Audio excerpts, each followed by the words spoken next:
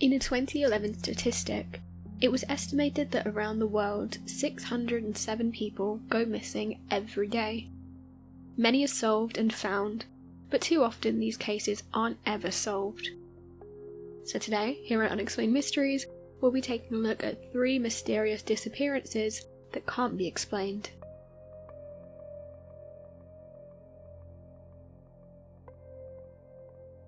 The Fort Worth Missing Trio. On December 23, 1974, 3 girls went missing in Fort Worth, Texas.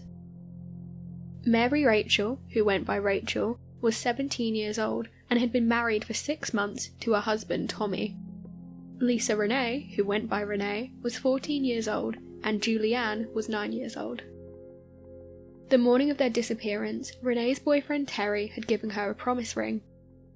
She was excited about attending a Christmas party with him that evening. That morning, Rachel picked her up to go Christmas shopping at the Seminary South Shopping Centre. Julianne, aged 9, was Terry's sister, and saw her opportunity to hang out with the older girls. Therefore, Julie asked to come along. She begged her mother to let her go, who reluctantly agreed as long as she was home by 6 p.m. When the girls weren't home by 6 p.m, families went to the mall themselves to find them. But there, they only found Rachel's Oldsmobile in the parking lot. They went to every store in the mall asking if anyone had seen them. The families waited all evening, hoping the girls would soon return, but they didn't. The families talked to all the girls' friends to find out if they had seen or heard from them in that time. They called all the hospitals in the local area and went to the police. Unfortunately, nobody had any idea of the girls' whereabouts.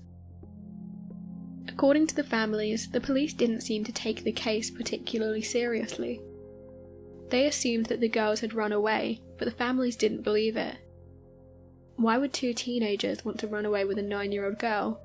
And why would someone who was so excited about showing off her promise ring at a party run away? They also had little money and they'd left the car. It just didn't seem to make sense. The police insist that they took the case seriously from the beginning.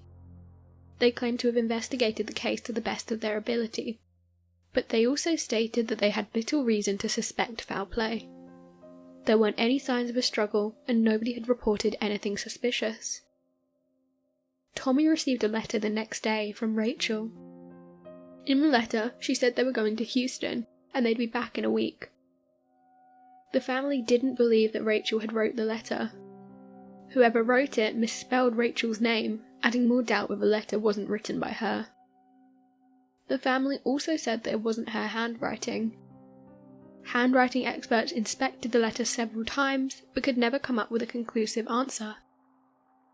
Over time, the families passed out flyers and got in touch with newspapers, hoping to get any information they could. A store clerk told them about a woman who had seen 3 girls being forced into a truck that night. This was the only piece of information they had to go on, but they couldn't confirm the story because the police couldn't find this woman. In 1975, the families hired a private investigator named John Swaim. He received many leads and followed these with the help of police, but nothing more was ever found. That April, he went to Port Lavaca, Texas, with 100 volunteers after someone called in with a lead. They searched every area they could, but found nothing. Throughout the years, they received new leads and eyewitness accounts relating to the girls' disappearances, but nothing ever panned out. In 1981, a new witness reported that he had seen a man forcing 3 girls into its van.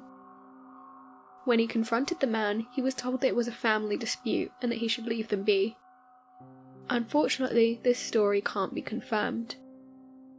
Police reopened the case in 2001, hoping to find new evidence with all the technological advances. They had spoken to several witnesses who had seen the girls at the mall that day and had a list of 5 possible suspects. One of their leads came from a former police officer named Bill Hutchins. He'd been working as a security guard at the mall that night and reported his encounter with another security guard. He approached the security guard's vehicle around 11:30 p.m. that night and saw 3 girls in the truck with him. He said they were smiling and seemed happy, not appearing to be there against their will. He had reported this in 1974, but there wasn't a follow-up until they'd reopened the case. Police found the security guard Hutchins talked about, but he claimed he didn't see the girls that night. They weren't ever able to get any further in the investigation.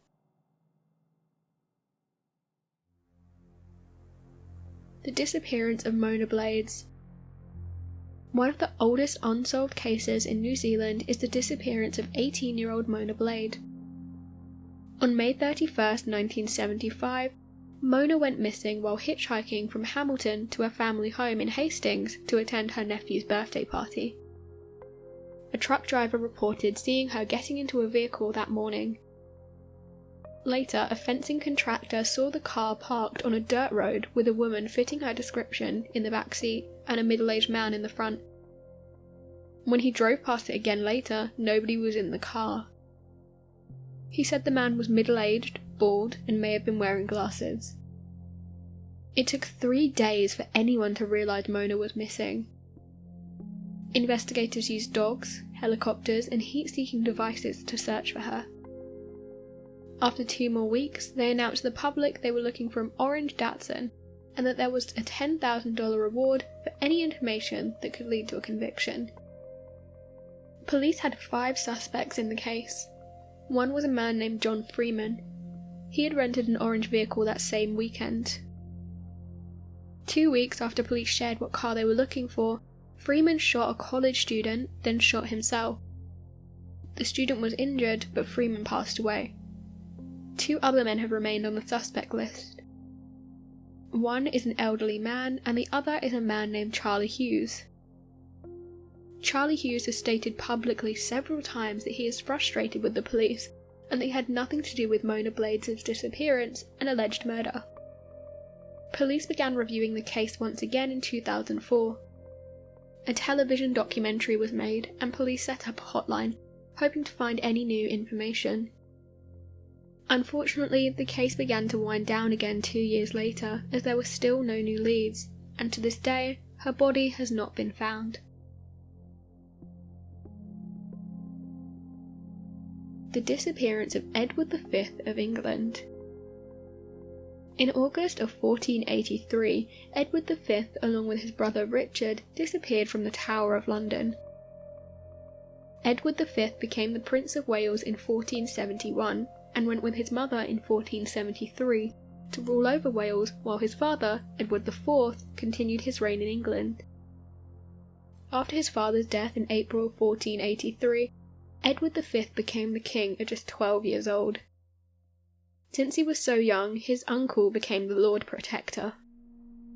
On June 26th, the Duke made a claim that Edward IV's marriage was invalid because he was supposed to marry Lady Eleanor Butler instead. This meant his children were illegitimate. He took the throne for himself and sent Edward V and Richard to live in the Tower of London, a royal residence and prison. According to an Italian man visiting England at the time, Edward and his brothers were seen less and less as summer went on. A doctor who saw Edward regularly during this time said Edward confessed his sins daily because he believed he would die soon. By the end of the summer, Edward and Richard disappeared from the public completely. The most common and accepted theory is that King Richard gave the order for the boys to be murdered. Some have made the argument that Edward died from an illness, which would explain why he was being seen by a doctor, but there's no evidence of this. This also wouldn't explain why Richard died as well. In 1674, the skeletons of 2 children were found in the tower by men who were rebuilding a stairway. King Charles II ordered that the bones be placed in an urn with the names of Edward and Richard. In 1933, the bones were re-examined and were found to be incomplete skeletons. Some of the bones belonged to animals. To add to the mystery, 2 children's coffins were found in 1789 in a vault which was owned by Edward IV. Though the tomb had the names of Edward IV's other 2 children, George and Mary, their remains were later found in a different place in the chapel. It's not known then whose remains were left in the coffins. So what do you make of these mysterious disappearances? Be sure to let us know your thoughts in the comment section below, and help us by growing this community whilst working to solve these unexplained mysteries. Thank you for watching, and don't forget to subscribe for more videos.